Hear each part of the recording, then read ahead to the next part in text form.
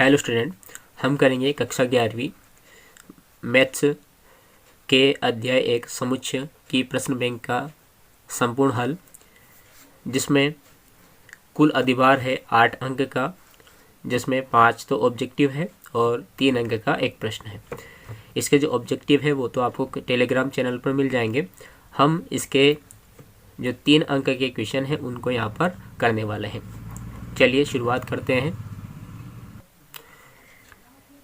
शुरुआत होगी इसमें प्रश्न नंबर 5 से।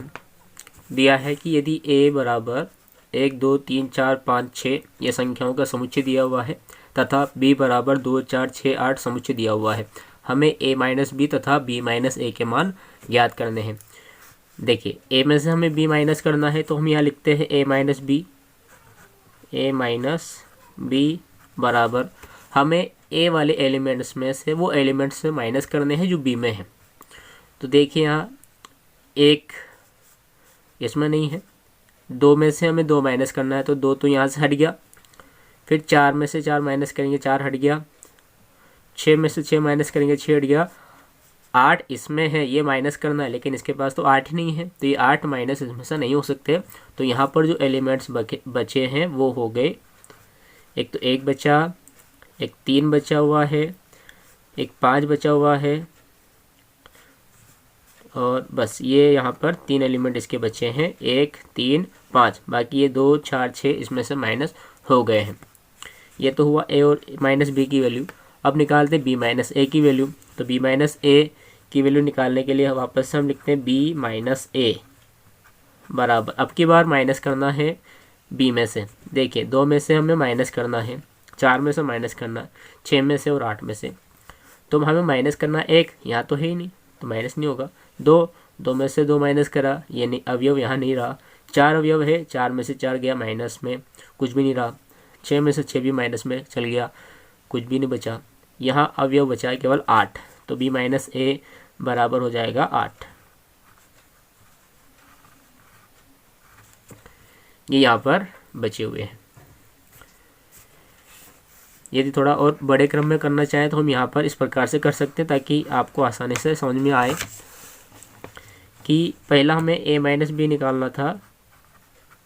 तो a की वैल्यू हम लिखेंगे यहाँ पर 1 2 3 4 5 और 6। माइनस हम लिखेंगे b की वैल्यू 2 4 6 और 8। देखिए, माइनस काटना हमें। देखिए, 2 से ये 2 गया, 4 से ये वाला 4 गया, 6 से ये वाला 6 गया। 8 यहाँ है लेकिन यहाँ इस वाले में 8 नहीं है, तो इसके जो आंसर बचे वो हो गए 1 3 5, 1 3 5। इसी तरह से आप ये वाला भी कर सकते हैं, b माइनस ए वाला। अगला प्रश्न देखिए, घात समुच्चय को परिभाषित कीजिए एवं a बराबर 1 2 का घात समुच्चय ज्ञात कीजिए। इसकी डेफिनेशन इस प्रकार से है कि किसी समुच्चय a के सभी उपसमुच्चयों के समुच्चय को a का घात समुच्चय कहते हैं। यदि हम a का उपसमुच्चय निकालते हैं, जितने अवयव आते हैं, हम यदि उन सब का समुच्चय निकालें तो हम उसको घात समुच्चय कहेंगे और इसे हम pa के रूप में निरूपित करते हैं। तो यहाँ देखिए, समुच्चय दिया है 1 2, इसका घात समुच्चय निकालना था। तो 1 और 2 है तो यहाँ पर अवयवों की संख्या भी 2 है। यदि हम घात निकालते हैं, घात समुच्चय निकालते हैं तो इसके उपसमुच्चय निकालने पड़ेंगे। तो उपसमुच्चयों की संख्या होती है 2 की घात n के रूप में। n यानी कि अवयव की संख्या, यहाँ अवयव 2 है तो यानी कि उपसमुच्चय की संख्या आ जाएगी 2 की घात 2 यानी कि 4। तो इसके उपसमुच्चय लिखें तो उपसमुच्चय क्या बनेंगे, देखिए, एक बनेगा उपसमुच्चय इसका 1 बनेगा इसका उपसमुच्चय 2, 1 बनेगा इसका उपसमुच्चय 1 और 2 और 1 बनेगा इसका उपसमुच्चय 5। ये तो इसके उपसमुच्चय है। हमें घात समुच्चय बनाना था तो इसका ही समुच्चय यानी कि इसके बाहर भी हम समुच्चय का चिन्ह लगा देंगे, यानी कि मंझला कोष्ठक यहाँ लगा देंगे, तो ये इसका घात समुच्चय बन गया। अगला प्रश्न देखिए आप, u यानी कि यूनिवर्सल समुच्चय दिया हुआ है 1 2 3 4 5। ए बराबर दिया हुआ 2 3, बी बराबर दिया हुआ है 4 5, तो ए संग बी इसका होल है और ऊपर डैश है, यानी कि ए संग बी इसका पूरक समुच्चय ज्ञात करना है और ए माइनस बी के मान ज्ञात कीजिए। 2 क्वेश्चन इसमें है जो हमें पूछे हैं, तो देखिए जो दिया है हम वो लेके चलें।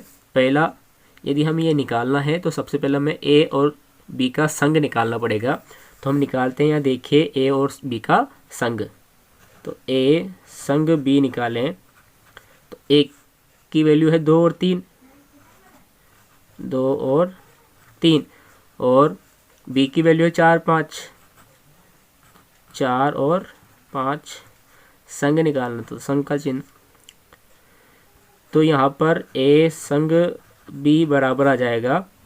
अब इन सबको हमें ए के समुच्चय में लिखना है, तो देखिए संग का मतलब होता है कि सारी संख्या आ जानी चाहिए, लेकिन कोई संख्या दोबारा रिपीट नहीं होना चाहिए। तो यहाँ पर 2 3 4 5 ये आ जाएगी, 2 3 4 5, तो ये तो आ गया इसका संग। अब संग का पूरक निकालना था, तो हम लिखेंगे अतः ए संग बी का पूरक समुच्चय बराबर, यानी कि जो यहाँ आया हुआ है उस अवयव को हमें यू में से माइनस करना है, यूनिवर्सल में से माइनस करना है। तो देखिए अपने पास 2 3 4 5 है, तो हमने इसमें से 2 3 4 5 घटाया तो यहाँ केवल 1 बचा, तो इसका जो आंसर हो गया वो बन गया समुच्चय के अंदर 1। तथा हमसे यहाँ एक और मान पूछा था कि a माइनस बी भी ज्ञात करके बताइए, तो कर लेते हैं। देखिए हम लिखेंगे a माइनस बी बराबर, a की वैल्यू 2 और 3 है अपने पास, 2 और 3, माइनस करा हमने b की वैल्यू यानी कि 4 और 5, 4 और 5, हमें 4 और माइनस करना इसमें से, लेकिन यहाँ तो 4 और 5 है ही नहीं, तो ये यहाँ पर ये सारे के सारे अवयव ये वाले बच जाएंगे जिसमें से अपने को घटाना था। तो यहाँ इसकी वैल्यू आ जाएगी a माइनस बी बराबर समुच्चय के अंदर 2,3। अगला प्रश्न देखिए, क्वेश्चन नंबर 8 पूछा है कि समुच्चय 1 2 3 के सभी उपसमुच्चय लिखे। पहले हम यहाँ पर उपसमुच्चयों की संख्या निकाल लेते हैं। तो जो समुच्चय दिया हुआ था वो हमने माना a, जिसकी वैल्यू है 1 2 3, अवयवों की संख्या बराबर 3 है। यहाँ अवयवों की संख्या बराबर 3 है, इसलिए उपसमुच्चयों के बराबर संख्या हो जाएगी 2 की घात 3। तो ये लिख दिया हमने, 2 की घात 3 बराबर होता है 2 इंटू 2 इंटू 2, यानी कि 2 का घन करना है, तो ये बनेगा 8। काफ़ी बच्चों को यहाँ उलझन रहती है कि 2 की घात 3 आ गया तो वो सीधा 6 लिखते हैं, जो कि गलत है। 2 की पावर 3 है, यानी कि 2 का गुणा 2 में हमें 3 बार करना है, तो ये 8 बनेगा। तो हम इसके उपसमुच्चय निकाल लेते हैं, इसलिए एक के उपसमुच्चय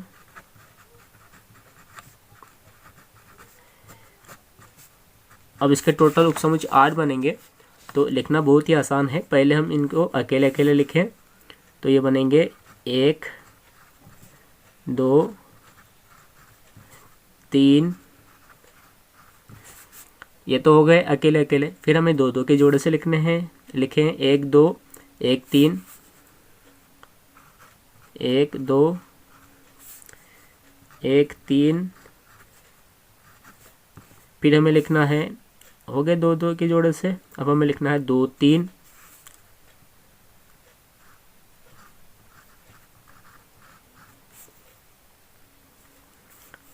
ये 2 2 के जोड़े से लिख लिया हमने। अब लिखे हम तीनों को एक साथ, तो ये हो गया 1 2 3। अब हम यहाँ गिन लेते हैं कि लिए कुल ये 8 होने चाहिए, तो 1 2 3 4 5 6 7 आए हैं, और एक इनमें हमेशा रहता है रिक्त समुच्चय जिसका संकेत हम बना सकते हैं यहाँ पर 5। तो ये रहे इसके उपसमुच्चय जिनकी संख्या यहाँ पे 8 है। सवाल पूछा है कि यदि x और y दो ऐसे समुच्चय है कि x संग y में 50 अवयव है, x में 28 अवयव है और y में 32 अवयव है, तो x सर्वनिष्ठ y में कितने अवयव है। तो जो अवयव दिए थे हमने वो लिख लिए कि नंबर ऑफ x संग y में 50 है, नंबर ऑफ x में 28 है, नंबर ऑफ y 32 है और नंबर ऑफ x सर्वनिष्ठ y हमें ज्ञात करना है। तो जो ज्ञात करना है हमने उसका फॉर्मूला लगाया, वो होता है n x सर्वनिष्ठ y बराबर n x plus n y minus n x सर्वनिष्ठ x संग y। सर्वनिष्ठ निकालते हैं तो यहाँ संग माइनस में आता है, यदि हमें संग यहाँ लिखते हैं तो ये जो सर्वनिष्ठ है उधर जाएगा तो माइनस का हो जाएगा। अब यहाँ पे हम मान लिख लेते हैं इनके x का जो अवयव है वो 28 थे तो 28 हमने लिखा, y के अवयव यहाँ 32 है तो हम लिखेंगे प्लस 32 माइनस संग x संग y के अवयव है 50, हमने यहाँ 50 लिख लेते हैं। अब इसके बाद 28 और 32 को हम जोड़ते हैं तो यहाँ आते हैं 60 माइनस 50 और 60 में से हम 50 माइनस करेंगे तो इसके आंसर आ जाएंगे 10। ये इसके आंसर आ गए x सर्वनिष्ठ y के। अगला प्रश्न देखिए, पूछा यह कि यदि x और y दो ऐसे उपसमुच्चय हैं, दो ऐसे समुच्चय हैं कि n x 17, n y 23, n x संग y 38 हो तो n x सर्वनिष्ठ y ज्ञात कीजिए। जैसा सवाल हमने ऊपर किया है उसके अकॉर्डिंग ये वाला सवाल है। चलिए शुरुआत करते हैं इसकी। फॉर्मूला लगाएंगे, जो मान दिए हुए हैं उसके अकॉर्डिंग लिखेंगे हम n x सर्वनिष्ठ y बराबर n x plus n y minus n x संग y। जो मान दिया है वो हम लिखेंगे यहाँ, x के अवयव है 17 प्लस y के अवयव है 23 माइनस और x संग y के अवयव है 38। यहाँ पर 17 और 23 को जोड़ना है तो ये होते हैं 40 माइनस 38 करते हैं, तो हम 40 में से जब माइनस 38 करेंगे तो हमें इसका आंसर प्राप्त होगा 2। ये तो इसका आंसर मिल गया। आगे हम सवालों की ओर बढ़ते हैं। अलग पैटर्न का सवाल है, देखिएगा किस प्रकार से हल करेंगे इसको। यदि u बराबर 1 2 3 4 5 6 7 8 9 है, यानी कि 1 से 9 तक की संख्या दे रखी है, a का मान दे रखा है 2 4 6 8, b का मान दे रखा है 2 3 5 7, तो सत्यापित कीजिए कि a कोष्टक के अंदर दे रखा है a संग b का डैश डैश यानी कि पूरक निकालना है हमें, बराबर a डैश यानी कि a का पूरक, फिर सर्वनिष्ठ b डैश यानी कि b का पूरक हमें निकालना है। तो सर्वप्रथम हम इस वाले को करते हैं LHS लेके। तो सर्वप्रथम जो मान दिए हैं उनको तो आप लिख ही लेंगे, उसके बाद हम सवाल ये शुरू करेंगे। तो मैं बात से सवाल शुरू कर रहा हूँ। तो यहाँ सबसे पहले हम a संग b निकालें, तो a संग b हम निकालते हैं। तो a की वैल्यू ये दे रखी है, b की वैल्यू ये दे रखी है, यहाँ लिखें हम। अब यहाँ देखिए हमें संग निकालना है। संग का मतलब है कि सारे संख्या आनी चाहिए, लेकिन एक भी संख्या दोबारा रिपीट नहीं होना चाहिए। तो ये आ जाएगा 2 यहाँ है, 2 यहाँ है, एक ही बार लिखेंगे। 3 है, 3 4 यहाँ है, 5 यहाँ है, 6 है, 7 है और 8 है। ये ए संग बी का मान है। इसका हमें पूरक समुच्चय निकालना था। तो अतः ए संग बी का पूरक समुच्चय बराबर, तो ये जो अवयव समुच्चय है यहाँ पर ए संग बी, इसके अवयव हमें माइनस करने हैं इस u में से। देखिए सब माइनस का हो जाएंगे, खाली एक तो 1 बचेगा और एक पीछे पीछे वाली संख्या 9 बचेगी। तो ए संग बी इसका पूरक समुच्चय आ जाएगा 1 और 9। इसको हम इक्वेशन नंबर 1 दे देते हैं। अब हम यहाँ पर ए का a डैश निकाल लेते हैं, b का b डैश निकाल लेते हैं। यहाँ a बराबर दे रखा था 2 4 6 और 8, तो यहाँ से इसका डैश निकलेगा पूरक समुच्चय, यानी कि ये सारे अवयव इसमें से माइनस करना हमें। तो 2 4 6 8 यहाँ से हट जाएंगे और यहाँ बचेंगे 1 3 5 7 और 9। यहाँ ये अवयव शेष बच जाएंगे। ये हमने लिख दिए 1 3 5 7 9। अब बी दे रखा है 2 3 5 7, तो इसका भी हम बी डैश निकाल लेता है, यानी कि ये सारे अवयव हमें इसमें से माइनस करने हैं। तो ये हट जाएंगे, बाकी जो शेष बचेंगे वो हम यहाँ लिखेंगे। तो यहाँ बचेगा 1, उसके बाद 4 बचेगा, 5 यहाँ आ गया, 6 बचेगा, 7 यहाँ आ गया, 8 और 9 उसमें बचेंगे, 8 और 9 यहाँ बचेंगे। अब देखिए हमें सिद्ध करना था कि हमें ए डैश और बी डैश का सर्वनिष्ठ निकालना था। तो अतः लिखेंगे हम ए डैश सर्वनिष्ठ बी डैश, दोनों की वैल्यू यहाँ लिख लेते हैं। ए डैश की वैल्यू ये है 1 3 5 7 और 9। सर्वनिष्ठ बी डैश की वैल्यू ये दे रखी है जो हम लेके आए हैं, 1 4 6 8 और 9। तो यहाँ पर ए डैश बी डैश का सर्वनिष्ठ बन जाएगा। सर्वनिष्ठ का मतलब होता है जो इन दोनों में सेम हो उसे ही लिखना है केवल। तो एक तो 1 और 1 मिल रहा है और पीछे वाला 9 यहाँ मिल रहा है, तो ये आ जाएगा 1,9। इसकी वैल्यू भी हम लेके आ गए समीकरण 2 में। देखिए समीकरण 1 में भी 1 और 9 आया है और 2 में भी 1 और 9 आया है। तो हम लिख सकते हैं यहाँ समीकरण 1 और 2 से ए और बी का संघ का पूरक समुच्चय बराबर है ए डैश बी डैश के सर्वनिष्ठ से। तो इस तरह से हमने इस सवाल को यहाँ प्रूव कर दिया। जो आंसर लाना था, क्या लाना था कि ब्रैकेट में ए संग बी का डैश बराबर ए डैश सर्वनिष्ठ बी डैश, यही सिद्ध करना था। तो हम लिख सकते हैं यहाँ हैंस प्रूव्ड। अब आया है प्रश्न कि यदि यू यूनिवर्सल सेट दिया है 1 से लेकर 9 तक का, ए बराबर 2 4 6 8 है, बी बराबर 2 3 5 7 है, तो सत्यापित कीजिए कि ए और बी का सर्वनिष्ठ और इनका पूरक समुच्चय बराबर ए का पूरक समुच्चय और बी का पूरक समुच्चय और इन दोनों का संघ। ये हमें सिद्ध करना है। तो हम फर्स्ट ऑफ ऑल पहले वाला लेके चलते हैं। तो पहले वाला लेके चलेंगे तो सबसे पहले हमें ए सर्वनिष्ठ बी निकालना पड़ेगा। तो हम इन दोनों के अवयव यहाँ लिख लेते हैं। ये हमने इनके अवयव लिख लिए हैं। तो यहाँ पर ए सर्वनिष्ठ बराबर आ जाएगा, जो दोनों में समान होगा उसे हम लिखेंगे। तो यहाँ पर समान है 2, केवल 2 ही समान है, तो यहाँ हम लिख लेंगे 2। हमें इसका डैश निकालना था, तो हम डैश निकाल लेते हैं। डैश यानी कि इसका हम पूरक समुच्चय निकालेंगे। तो इस यूनिवर्सल सेट में से हम इस 2 को माइनस कर देंगे, तो जो संख्या बचेगी, जो मान यहाँ बचेंगे, जो अवयव बचेंगे वो हम यहाँ लिख लेते हैं।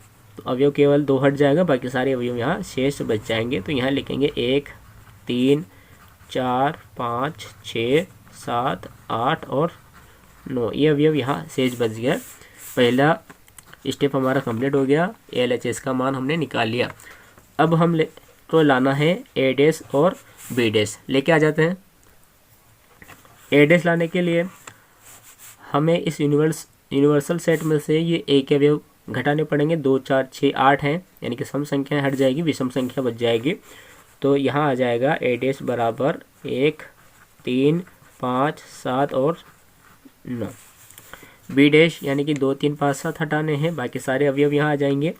हम लिख देंगे 1 2 हट गया, 3 हट गया, 4 5 6 7 और 8 और 9 यहाँ हम लिख देंगे।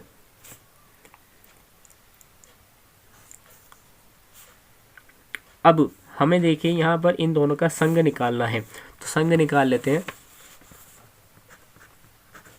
तो ए डैश संघ बी डैश, दोनों के मान यहाँ लिख लेते हैं।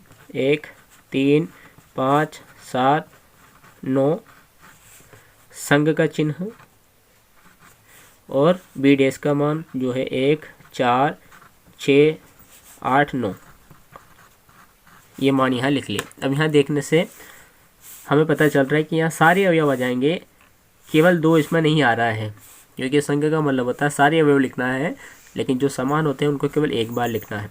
तो 1 यहाँ दोनों में है, 2 नहीं है, 3 4 5 6 7 8 9 ये अवयव है, तो ये इसका मान आ जाएगा।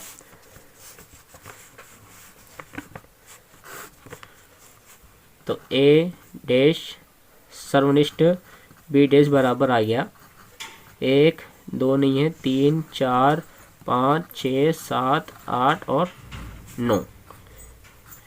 इसको देंगे हम समीकरण नंबर 2। देख सकते हैं समीकरण 1 और समीकरण 2 में दोनों वैल्यू सेम है, तो हम लिख देंगे समीकरण 1 व 2 से ए सर्वनिष्ठ बी इनका डैश बराबर आ गया ए डैश संग बी डैश के, ये सिद्ध हो गया, हमने लिख दिया प्रूव्ड। अब सवाल है कि एक विद्यालय में 20 अध्यापक है जो गणित या भौतिकी पढ़ाते हैं। इनमें से 12 गणित पढ़ाते हैं और 4 भौतिकी और गणित दोनों पढ़ाते हैं। कितने अध्यापक केवल भौतिकी पढ़ाते हैं? तो देखिए सवाल सेम पैटर्न का है जो हमने पहले किए थे। तो यहाँ पर हमें केवल संख्याएं ऑब्जर्व करना होती है कि कौन सी संख्या किस पैटर्न की है। तो देखिए यहाँ कि एक विद्यालय में 20 अध्यापक है जो गणित या भौतिकी पढ़ाते हैं, मतलब कि कुल अध्यापक यहाँ 20 हैं। तो मानते हैं यहाँ के अनुसार कि जो नंबर ऑफ फिजिक्स और मैथ्स की बात कर रहे हैं हम यहाँ, तो हम लिखते हैं यहाँ P संग M, सारी संख्याएं जो है वो 20 है, यानी कि कुल अध्यापक यहाँ 20 है, तो ये संग में आएगा 20। इनमें से 12 गणित पढ़ाते हैं, केवल 12 टीचर गणित पढ़ाते हैं, तो यानी कि नंबर ऑफ M बराबर हो गए 12, और 4 भौतिकी और गणित दोनों पढ़ाते हैं, तो ये उभयनिष्ठ है। तो उभयनिष्ठ को हम बोलते हैं NP सर्वनिष्ठ M, जो कि है 4। अब केवल एक ही अवयव यहाँ बचा हुआ है NP, ये हमें ज्ञात करना है। तो यहाँ पर हम सूत्र लगाते हैं जो हमें पता है। फॉर्मूला है यहाँ पर NP सर्वनिष्ठ M बराबर NP plus NM minus NP संग M।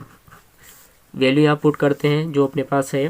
सर्वनिष्ठ की वैल्यू है 4, लिखेंगे 4 बराबर NP नहीं है अपने पास, तो NP ऐसे कैसे लिखेंगे, प्लस मैथ्स वाले की है संख्या यहाँ 12 लिख दिया, माइनस यहाँ कुल है ये है 20 हमने यहाँ लिख दिया। अब यहाँ देखिए 4 ऐसे कैसे ही है, नंबर ऑफ P ऐसे कैसे ही है। अब 12 प्लस के हैं, 20 माइनस के घटा लेंगे, तो 20 में से 12 जाएंगे तो ये हो जाएंगे माइनस के 8। इसको हम ऐसा लिख सकते हैं यहाँ से कि NP माइनस 8 बराबर 4। इस 8 को उधर पक्षांतर कर देंगे तो ये हो जाएगा प्लस का, तो NP बराबर हो जाएगा 4 प्लस 8, तो ये NP बराबर आ जाएगा 12, यानी कि फिजिक्स पढ़ाने वाले अध्यापकों की संख्या 12 है। अगला प्रश्न यहाँ है 35 विद्यार्थियों की एक कक्षा में 24 क्रिकेट खेलना पसंद करते हैं और 16 फुटबॉल खेलना पसंद करते हैं। इसके अतिरिक्त प्रत्येक विद्यार्थी कम से कम एक खेल अवश्य खेलना पसंद करता है, तो कितने विद्यार्थी क्रिकेट और फुटबॉल दोनों खेलना पसंद करते हैं? कर लेते हैं सवाल को हम। यहाँ भी हम इनको संकेतक के रूप में लिखते हैं। जो कुल आता है वो संग रहता है, या खेल है, एक तो क्रिकेट है और एक फुटबॉल है, तो हम लिखते हैं कि कुल 35 है, तो नंबर ऑफ क्रिकेट के लिए हम C ले लेते हैं, संग फुटबॉल के लिए F ले लेते हैं, तो C संग F बराबर यहाँ आ जाएंगे 35। क्रिकेट खेलने वालों की संख्या है 24, फुटबॉल खेलने वालों की संख्या है यहाँ 16। एक एलिमेंट और बचा है यहाँ कि NC सर्वनिष्ठ F बराबर हमें ज्ञात करना है। ये पूछा है हमसे कि कितने विद्यार्थी क्रिकेट और फुटबॉल दोनों पसंद करते हैं। सूत्र लिख लेते हैं यहाँ पर सर्वनिष्ठ का। तो फॉर्मूला है एन सी सर्वनिष्ठ एफ बराबर n C plus n F minus n C संग एफ। वैल्यू लिखते हैं यहाँ। सबसे पहले सी की वैल्यू चाहिए जो है 24 प्लस एफ की वैल्यू चाहिए जो है 16 माइनस संग की वैल्यू चाहिए जो है 35। सबसे पहले हम 24 और 16 को जोड़ देंगे, ये होते हैं 40 माइनस 35। 40 में से हम 35 माइनस कर लेंगे तो यहाँ आंसर आ जाएंगे इसके 5। यानी कि इसका मतलब हुआ कि 5 ऐसे विद्यार्थी हैं जो क्रिकेट और फुटबॉल दोनों को पसंद करते हैं। अब प्रश्न पूछा है कि किसी स्कूल के 400 विद्यार्थियों के सर्वेक्षण में 100 विद्यार्थी सेब का रस पीते हैं, 150 विद्यार्थी संतरे का रस और 75 विद्यार्थी सेब तथा संतरे दोनों का रस पीने वाले हैं। याद कीजिए कि कितने विद्यार्थी न तो सेब का रस पीते हैं और न संतरे का रस पीते हैं। तो देखिए यहाँ पर लगभग सारे मान दिए हुए हैं। 100 विद्यार्थी सेब, 150 विद्यार्थी संतरे और का रस और 75 विद्यार्थी सेब और तथा संतरे दोनों का रस पीते हैं। और यहाँ दिया है 400 विद्यार्थी भी दिए हैं, मतलब कि ये जो मान दिया हुआ है ये यूनिवर्सल सेट का मान दिया है। तो हम लिखते हैं यहाँ पर जो दिया है कि नंबर ऑफ यू, यानी कि यूनिवर्सल सेट का मान है यहाँ 400। 100 विद्यार्थी सेब का रस पीते हैं तो हम लिख लेते हैं यहाँ कि ये एन ए है। एन ए बराबर हम लिख लेते हैं 100। 150 विद्यार्थी संतरे का रस, तो हम लिख लेते हैं यहाँ पर एन बी बराबर 150 और 75 विद्यार्थी सेब तथा संतरे का दोनों का रस पीते हैं तो हम लिख लेंगे एन ए सर्वनिष्ठ बी बराबर 75। अब हमें ज्ञात करना है कि कितने विद्यार्थी न तो सेब का रस पीते हैं और न ही संतरे का रस पीते हैं। हमें दोनों का मान ज्ञात करना है, यानी कि हमें ज्ञात करना है यहाँ नंबर ऑफ ए डैश, इनका सर्वनिष्ठ और बी डैश, ये हमें ज्ञात करना है। तो ये ज्ञात करने के लिए हमें ज्ञात करना पड़ेगा, क्योंकि हमने अभी हाल एक सवाल सिद्ध करने वाला किया था जहाँ पर इसका मान इसके बराबर आया था, एन ए संग बी डैश के, ये इसके बराबर आया था। तो ए संग बी डैश का मतलब होता है कि हमें इसका पूरक समुच्चय निकालना है। तो इस पूरक समुच्चय निकालने के लिए फॉर्मूला होता है कि यू में से, यानी कि नंबर ऑफ यू में से हम नंबर ऑफ ए संग बी को माइनस कर लेते हैं। यह इसका फॉर्मूला होता है। तो ए संग बी भी हमारे पास नहीं है तो हम ए संग बी का यहाँ फॉर्मूला लगा देते हैं। तो एन यू, तो ऐसे कैसे लिखेंगे हम, एन यू। अब माइनस के बाद हम यहाँ पर इसका फॉर्मूला लगा देते हैं जो होता है n A plus n B minus n संग है तो यहाँ आ जाएगा सर्वनिष्ठ। अब यह माइनस होने की वजह से इनके अंदर के चिन्ह हम बदल देंगे तो हो जाएगा n U minus n A minus n B plus n A सर्वनिष्ठ बी। सारे मान यहाँ लिख लेते हैं। एन यू का मान अपने पास है 400 माइनस एन ए का मान यहाँ है 100 माइनस एन बी का मान है 150 प्लस एन ए सर्वनिष्ठ बी का मान है अपने पास 75।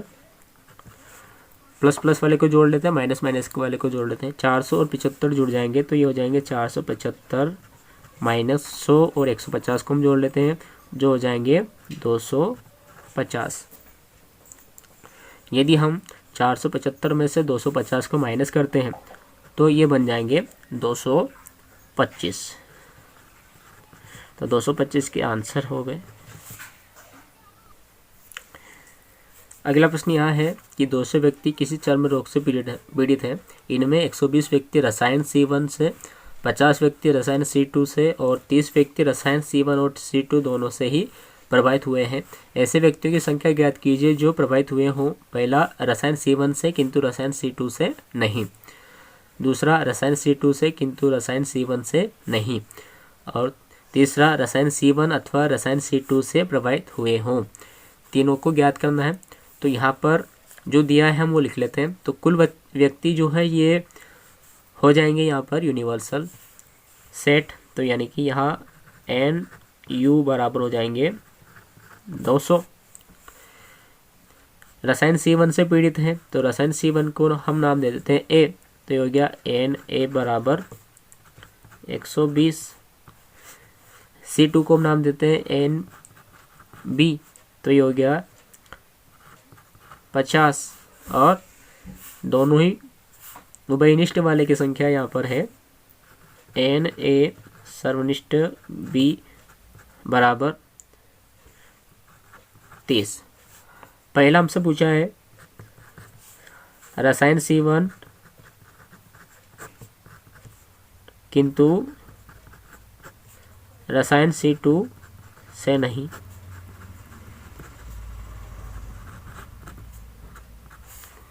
तो देखिए ये एक सिंपल सा कॉन्सेप्ट है कि हमें संख्या को ज्ञात करनी है जो केवल रसायन C1 से इफेक्टेड हो, C2 से नहीं। तो यहाँ पर C से जो इफेक्टेड है, C1 से इफेक्टेड है, वो टोटल संख्या उनकी 120 है, और जबकि जो उभयनिष्ठ थे वो 30 थे। तो मैं केवल उभयनिष्ठ वाले को हटाना पड़ेगा। तो यानी कि यहाँ पर जो संख्या आ जाएगी वो हो जाएगी NA माइनस NA सर्वनिष्ठ B। तो हम लिख देंगे 120 माइनस 30 बराबर 90। तो 90 ऐसे व्यक्ति है जो रसायन C1 से तो पीड़ित हैं लेकिन C2 से पीड़ित नहीं है। सेम इसी प्रकार से जो सेकंड क्वेश्चन है वो हम कर लेते हैं। यहाँ पर रसायन C2 किंतु रसायन C1 से नहीं। अब की बार भी यही हो रहा है यहाँ पर कि जो व्यक्ति है वो C2 से पीड़ित है लेकिन C1 से नहीं है। तो C2 से पीड़ित व्यक्तियों की संख्या है यहाँ पर 50। तो यानी कि हम NB माइनस NA सर्वनिष्ठ B कर लेंगे। सर्वनिष्ठ क्यों करा? क्योंकि 30 व्यक्ति ऐसे हैं जो इन दोनों बीमारियों से ग्रसित हैं। तो हम यहाँ लिखेंगे 50 माइनस 30, तो ये आंसर आ जाएंगे 20।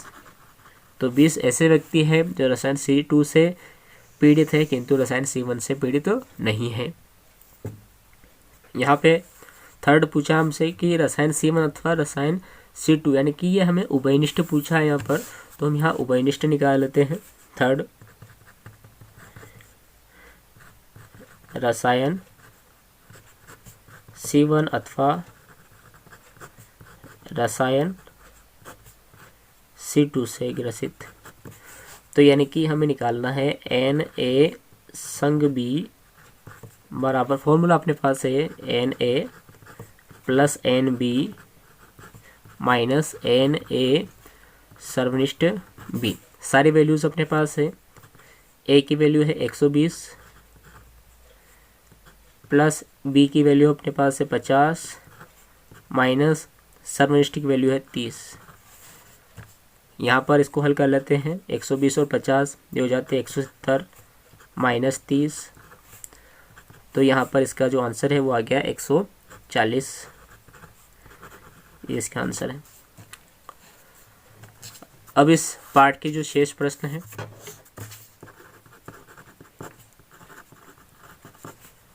वो आपको इसकी अगली वीडियो पार्ट 2 में मिल जाएंगे जो शीघ्र ही अपलोड कर दी जाएगी।